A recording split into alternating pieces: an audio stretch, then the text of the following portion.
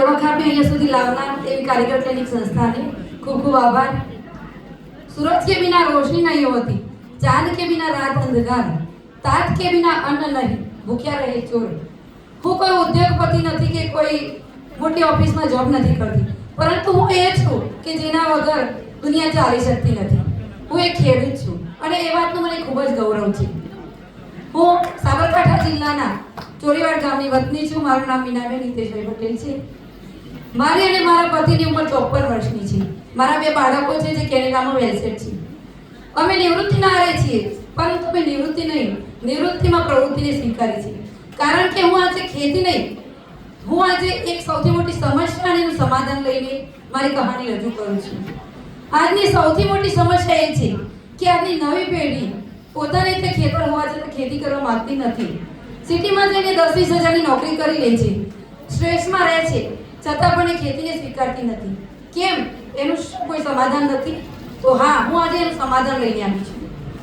આજે ખેતીમાં ખર્ચ વધુ, મહેનત વધુ અને આવક ઓછી છે, પરંતુ એનું સમાધાન પણ સામે છે।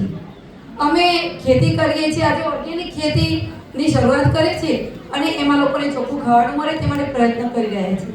અત્યારે અમે અમારી ખેતીમાં 3 ભાગમાં કન્વર્ટ કરી છે। એકમાં બાગાયત ખેતી કરી છે, જેમાં જામફળ વાવ્યા છે જે ઓર્ગેનિક છે। ત્યાર પછી અમે ઓપન ફિલ્ડ છે, ઓપન ફિલ્ડમાં અમે પપૈયા, બટાકા, મગફળી, લસણ એવા પાક લઈએ છીએ। ત્યાર પછી અમે નેટ હાઉસ બનાવ્યા છે। નેટ હાઉસની અંદર અમે રેડ, યલો અને ગ્રીન શિમલા મરચાં કરીએ છીએ અને ખીરા, કાકડી, ટામેટા આ બધા પાક નેટ હાઉસમાં લઈએ છીએ। કારણ કે અત્યારે રોગચાળો બહુ હોય છે અને વાતાવરણનું પણ ખૂબ અસર થતી હોય છે, તો એનો અનુભવ લીધો તો નેટ હાઉસમાં એ બધામાં સમસ્યાનું સમાધાન મળી રહે છે।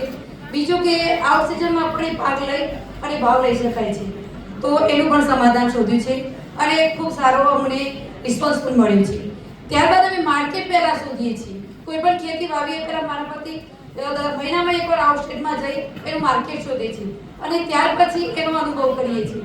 અનુભવ કરીએ છીએ એટલું નહીં, બીજા ખેડૂતોને ભેગા કરી એનું માર્ગદર્શન આપી અને તેમાં તેમને ઇન્વોલ્વ પણ કરીએ છીએ અને તેમાં સારી પણ સફળતા પણ મળી છે।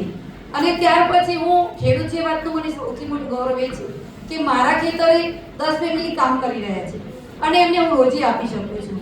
એ વાતનું મને ખૂબ જ ગૌરવ છે। એ અમારા કામ મજૂર નથી, પરંતુ એ અમારા ફેમિલી મેમ્બર છે અને એમની સમસ્યા કોઈ બી વખતે એમનું સમાધાન પણ અમે કરીએ છીએ। ત્યાર પછી અમે જે હાર્વેસ્ટ કરીએ છીએ પાકનું, એ હાર્વેસ્ટ કર્યા પછી અમે એનું ગ્રેડિંગ કરીએ છીએ અને ગ્રેડિંગ કર્યા પછી એને 3 ભાગમાં કન્વર્ટ કરીએ છીએ અને એમાંથી અમે જે પાક મોકલીએ છીએ પેકિંગ કરી એનો ભાવ પણ સારો મળે છે।